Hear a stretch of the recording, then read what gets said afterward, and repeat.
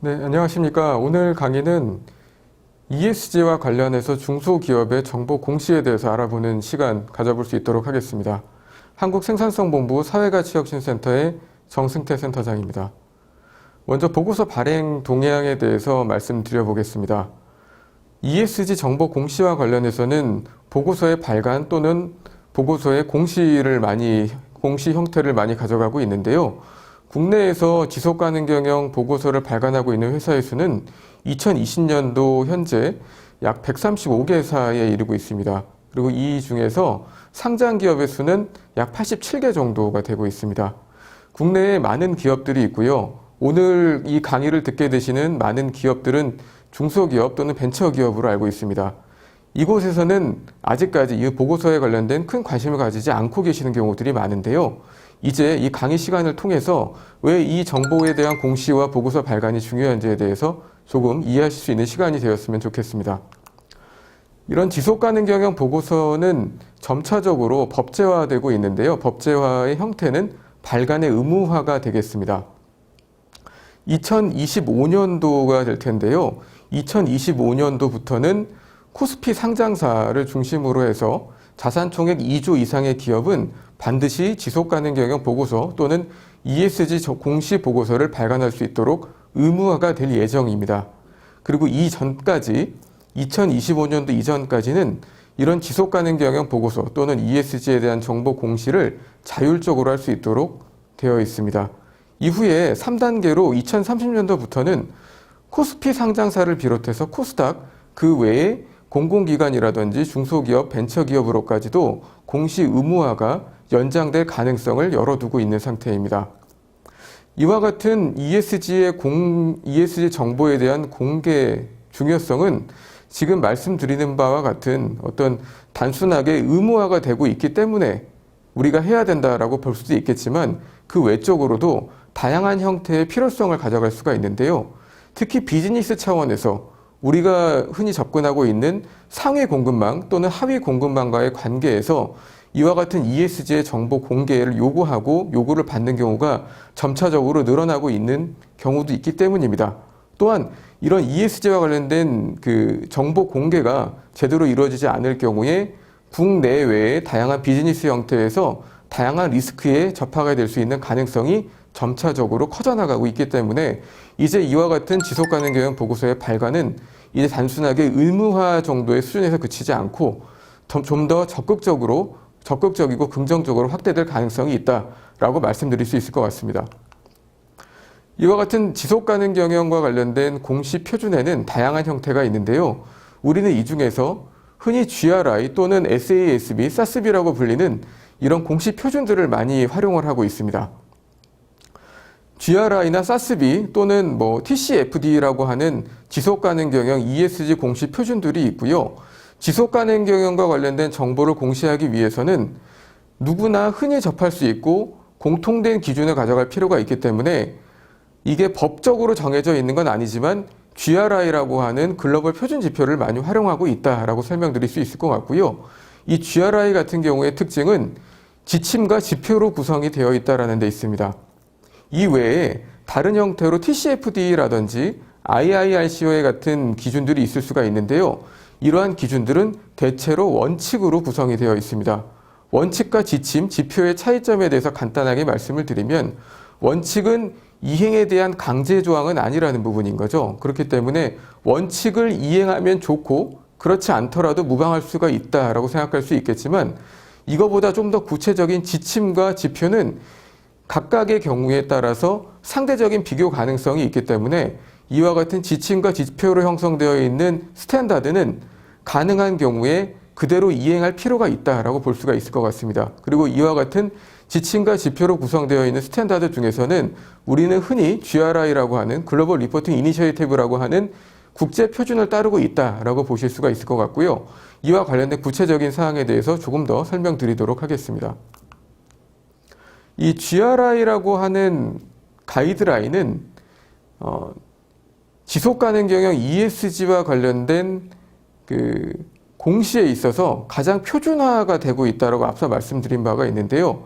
이 GRI는 2000년도에 최초로 그 제너레이션 1, G1이라는 기준이 제시된 이후에 지속적으로 보완되고 업데이트가 지금 진행이 되고 있고요.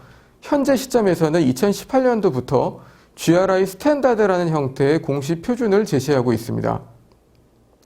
이 GRI 스탠다드는 그 글로벌 가이드라인을 제시하는 비정부 기관이기도 한데요.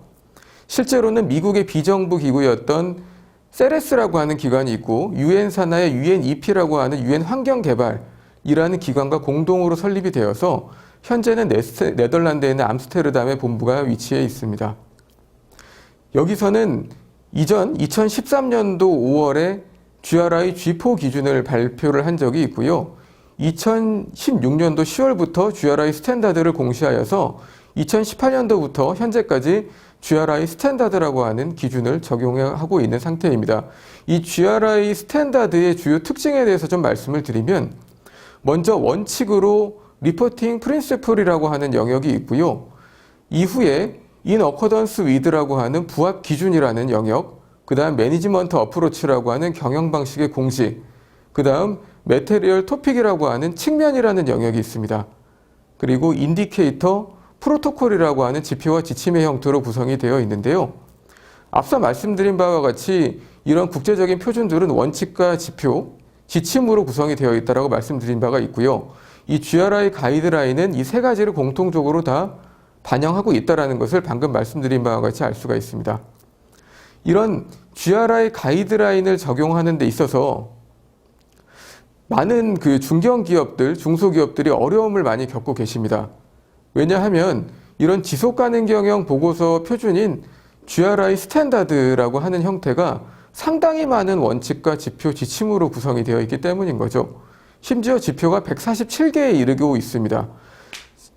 저도 중소기업들의 실사라든지 평가를 통해서 여러 중소 중견기업들의 현장에서의 어려움을 많이 접하고 이해를 하고 있습니다. 직원 수가 많지 않고 특정 직원분께서는 여러 업무들을 병행하셔야 되는 경우들도 흔히 많이 발생하고 있죠. 근데 이럼에도 불구하고 ESG와 관련된 정보 공시를 위해서 글로벌 스탠다드라고 하는 GRI를 접목을 하고 여기 나와 있는 수많은 원칙과 지표, 지침들을 다 적용하시기에는 상당히 어려움이 있다는 것을 잘 알고 있습니다. 그래서 제가 이후에 이와 관련해서 좀 더 실질적으로 어떻게 접근하면 좋은지에 대해서 말씀을 드릴 계획입니다. 이제 좀 더 연장해서 말씀을 드리면 GRI 스탠다드를 적용하는 공시 기준, 지속가능 경영 보고서라는 형태가 있고요. 또 다른 형태의 공시 기준들이 있어서 소개를 해드리려고 합니다. 일반적으로 사업 보고서라고 하는 형태가 있는데요. 애뉴얼 리포트, IR 리포트라고 하는 경우가 있겠죠. 이 경우에는 회계 기준을 기준으로 해서 공시가 이루어지고 있고요.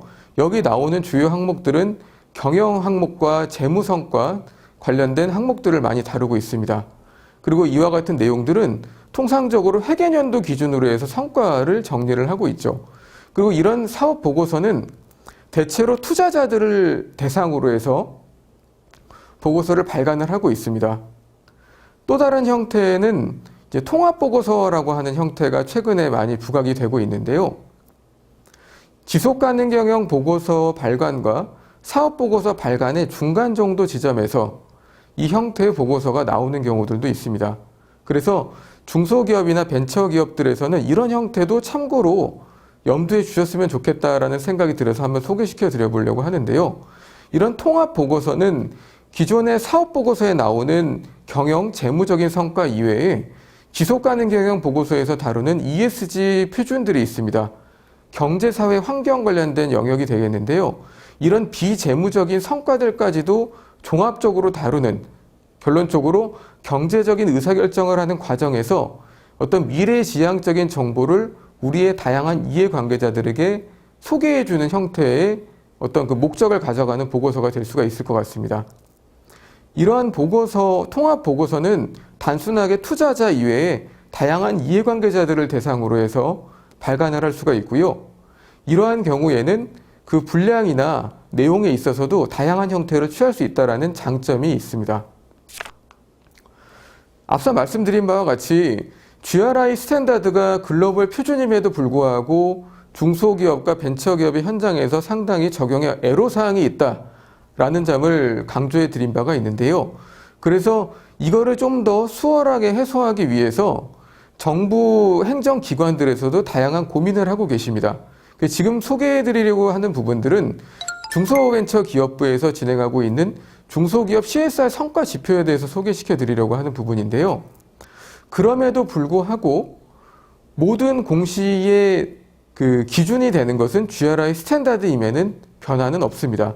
GRI 스탠다드 기준을 적용을 하는 데 있어서 중소기업 CSR 성과 지표를 적용을 하시면 조금 더 쉽게 이해하실 수가 있고 우리가 이 중에서 어느 정도 영역까지만 하면 좋을지에 대한 어떤 참고 기준이 될 수 있다는 점을 다시 한번 명확하게 말씀드리고 진행을 하겠습니다. 중소기업의 정보공시 대응 측면에서 방금 말씀드린 바와 같이 중소기업 CSR 성과 지표는 상당히 중요한 의미를 가져가고 있는데요. 이 중소기업 CSR 성과 지표는 국제 규범들을 기준으로 개발이 되었습니다. 중소벤처기업부에서 개발이 되었고요. 다양한 그 국제 기준들과의 연결성들을 검토를 해서 이를 입증을 받은 바가 있습니다. 네. 그래서 이 중소기업 CSR 성과 지표에서 다루고 있는 주요한 영역들이 있습니다. 어떤 영역이냐면, 그 사업 전략과 관련된 부분들, 사업 현황, 그리고 우리가 공급망 차원에서 어떤 영역들을 관계를 가져가고 있는지, 계약을 진행하고 있는지에 대한 부분들, 그 다음에 세금과 관련된 영역들, 이런 영역들을 다루고 있고요. 그 외적으로 우리가 어떠한 에너지원을 사용하고 있는지, 그 다음 어떻게 수자원을 이용하고 있는지, 우리가 위치하고 있는 공장에 혹시 천연기업물이 있지 않은지, 이런 것들을 다루고 있기도 합니다. 추가적으로 우리 공급망 차원에서 우리가 계약이 이루어지고 있는 대기업 또는 우리의 협력회사와의 관계, 그리고 이 관계에 포함되어 있는 모든 직원들, 이 직원들과 관련된 노동관리와 관련된 노사 부분들과 관련도 이 성과 지표에 포함이 되고 있고요. 이 외에 노사와 관련된 여러 직원들과 파견 직원들, 협력사 직원들의 인권과 관련된 이슈들도 다루고 있습니다. 이 외에도 지역사회에서 우리가 공장이 위치한 지역에서 혹시 어떤 문제가 있지는 않은지, 환경을 파괴하고 있지는 않은지, 또는 이 지역 주민들의 인권을 우리가 훼손하고 있지는 않은지, 이런 영역들도 다루고 있다는 거죠. 추가적으로 대체로 중소기업이나 벤처기업들 같은 경우에는 주요 고객들을 대기업으로 삼는 경우들이 많습니다. 그럼 이런 대기업과의 관계에 있어서 어떤 마케팅적인 측면에서 어려움이 있지는 않은지, 이 어려움이라면 우리의 어려움일 수도 있지만 우리에게 어떤 사업을 주고 있는 대기업 측면에서의 어려움일 수도 있습니다. 이런 측면과 그 다음 추가적으로 우리 제품과 서비스를 이용했을 때 최종 고객이나 소비자가 혹시 정보보호 측면이라든지 건강과 안전 측면에서 문제가 생기지 않는지, 이런 영역들을 다루고 있다는 거죠. 이 정도를 다루고 있는 게 중소기업의 CSR 성과 지표라고 말씀드릴 수 있을 것 같고요. 외적으로 조금 더 시간을 들여서 학습을 하실 수가 있다면 그 학습하는 과정에서 GRI 스탠다드에서 다루고 있는 더 많은 영역들에 대해서 접하실 수가 있을 거라고 생각이 됩니다. 더 이제 추가적으로 이 중소기업 CSR 성과 지표가 GRI 스탠다드와 어떤 영역에서 매칭이 되고 있는지에 대해서 소개를 좀 더 해드리려고 하는데요. 네, 앞서 제가 말씀드린 바와 같은 영역들이 있고 이 영역들에 대해서 GRI 스탠다드에서는 지배구조, 환경, 인권, 노동관행 및 적절한 업무, 그 다음 제품에 대한 책임, 경제라는 섹션에서 이 GRI 스탠다드와 중소기업 벤처부의 중소기업 CSR 성과 지표가 매핑이 되고 있다는 것을 아실 수가 있을 거라고 생각을 합니다. 그 다음에 중소기업 CSR 성과 지표의 경우에는 다양한 확장성을 가져가고 있습니다. 앞서 말씀드린 바와 같이 중소기업의 지표임에도 불구하고 대기업과의 관계성을 우리가 쉽게 생각할 수는 없는데요. 결국에 우리가 관계를 맺고 있는 다양한 대기업이라든지 공급망의 상해 기업들도 역시 글로벌 차원에서 보면 글로벌 대기업의 협력사일 수가 있습니다. 그렇기 때문에 국내 대기업 또는 그 관계를 맺고 계시는 글로벌 업체 또한 글로벌 공급망 차원에서 보면 이와 같은 그 성과 지표의 관계자 중에 한 명일 수가 있다는 거죠. 그렇기 때문에 중소기업 벤처부의 이 성과 지표 역시 그러한 측면에서 계속해서 보완이 되고 발전돼 나가고 있습니다. 이와 관련된 정보는 제가 조금 이따가 더 말씀드릴 수 있도록 하겠습니다. 네, 제가 여기서 조금 더 말씀드리고자 하는 부분이 있어서 설명을 좀 드렸으면 하는데요. 그건 무엇이냐면 국내 협력사들과 관련된 평가와 관련된 사항입니다. 정보에 대한 공시 목적에 대해서 앞서 말씀드린 바가 있는데요. 정보 공시의 목적을 다시 한번 되짚어 보자면 우리 회사의 다양한 ESG 정보를 다양한 이해관계자, 우리 회사의 채용을 원하고 있는, 취업을 원하고 있는 대학생, 우리 회사의 제품을 이용하는 대기업 또는 협력사, 그리고 최종 소비자, 그리고 우리 회사의 투자를 원하는 투자자, 이런 다양한 이해관계자들에게 ESG 정보를 공개하고 그들이 우리 회사를 이해하는 데 첫 번째 목적이 있겠죠. 하지만 이 정도로 더 중요하게 최근 부각되고 있는 게 여러 차례 앞서 말씀드린 바와 같은 그 공급망 차원에서의 평가와 오딘 요구들입니다. 검인증 요구들이라고 다시 말씀드릴 수 있을 것 같은데요. 이러한 측면에서 국내 대기업들은 협력사의 ESG 행동 규범을 선언을 하고 행동 규범 항목에 따라서 협력사에 대한 조사와 평가 그리고 실사를 기반으로 한 ESG 모니터링을 수행을 하고 있습니다. 최근에 다수의 많은 그 중소기업들과 벤처기업들에서 이와 같은 대기업의 실사 요청들을 받고 계신데요. 예를 들어서 LG전자의 경우에는 협력업체 실사 프로세스가 있고요. 이 프로세스에 따라서 그룹을 나누고 있습니다. 티어 1, 2, 3로 나누고 이런 티어 구분에 따라서 그 평가를 진행을 하고 있습니다. 실사평가를 진행하고 실사평가 결과에 따라서 개선 조치와 개선 요구를 하고 있다는 거죠. 그리고 만약에 이와 같은 요구에 적절하게 대응이 되지 않을 경우에는 후속 계약이 취소되는 경우까지도 생기기도 합니다. 이러한 형태가 단순히 방금 소개해드린 LG전자뿐만이 아니라 현대 기아 자동차 그룹을 포함해서 삼성그룹 등 다양한 그 대기업 그룹사들을 중심으로 해서 점차적으로 확대되고 있다는 점을 우리가 특히 주목할 필요가 있어서 다시 한번 강조하고자 설명을 드렸습니다. 이런 협력사의 평가 설문 사례들이 있는데요. 이러한 평가 설문 사례들은 앞서 지금까지 말씀드렸던 GRI 스탠다드를 비롯해서 글로벌 공급망에서 요구하고 있는 회사에 대한 기본 정보, 그 다음에 노동과 인권, 윤리 관련된 항목들, 안전보건, 그 다음 환경과 관련된 다양한 지표들을 포함하고 있습니다.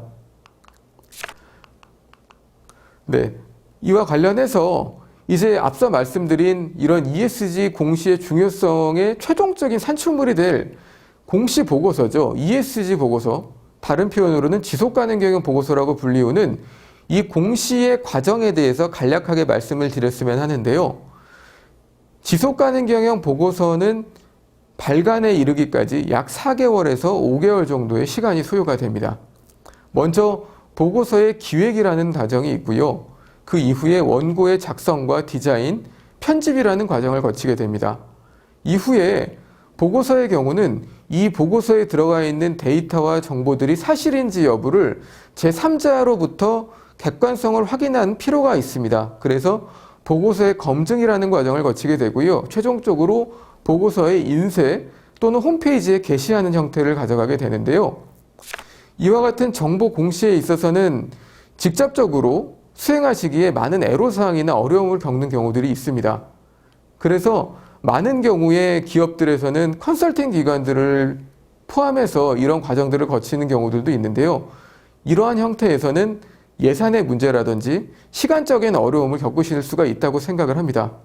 그래서 이와 같은 어려움을 해소하기 위해서 정부에서도 여러 그 지원 제도들을 가져가고 있는데요.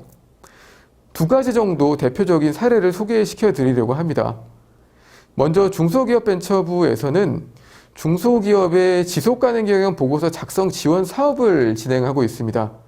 아직까지는 예산 규모가 아주 크지 않기 때문에 연간 20여 개 안팎의 기업에게 이런 지원 제도를 활용을 하고 있는데요. 이 중소기업 지속가능경영 보고서 작성 지원 사업의 경우에는 중소기업의 CSR 보고서, 지속가능경영 보고서 작성법을 가르쳐 드리고요. 이 외에도 원고에 대한 작성과 편집, 추가적으로 디자인과 관련된 항목들도 지원을 하고 있습니다.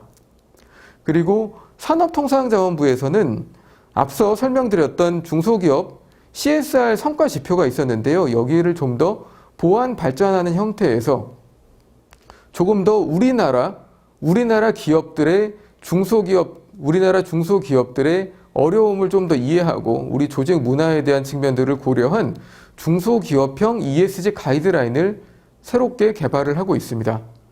아마도 올해 말에서 내년 정도에 릴리즈 될 것으로 예상을 하고 있는데요. 이 중소기업형 ESG 가이드라인의 경우에는 중소기업에 특화된 어떤 가이드라인으로서 우리가 조금 더 글로벌 세계에서 ESG와 관련된 요구를 받고 이에 대한 대응을 하는데 조금 더 수월한 형태의 어떤 소개 자료가 되지 않을까라는 생각이 듭니다. 이 외에도 다양한 정보 공시와 관련돼서 정부로부터의 지원 사업들이 있기 때문에 조금 더 시간을 들이셔서 이와 같은 지원 제도들에 대해서 알아보시고 학습하시고 참고하신다면 조금 더 좋은 형태의 공시가 이루어질 수 있을 것 같고요. 조금 더 빠르게 다른 기업들보다 선제적으로, 좀 더 선진적으로 이렇게 먼저 ESG에 대한 경영을 도입하시고 이게 우리 회사의 경영활동의 어떤 긍정적인 성과로 이어질 수 있도록 도움이 될 수 있을 것이라고 생각을 합니다. 네, 오늘 긴 시간 강의 들어주셔서 감사합니다. 이것으로 이번 시간은 마칠 수 있도록 하겠습니다.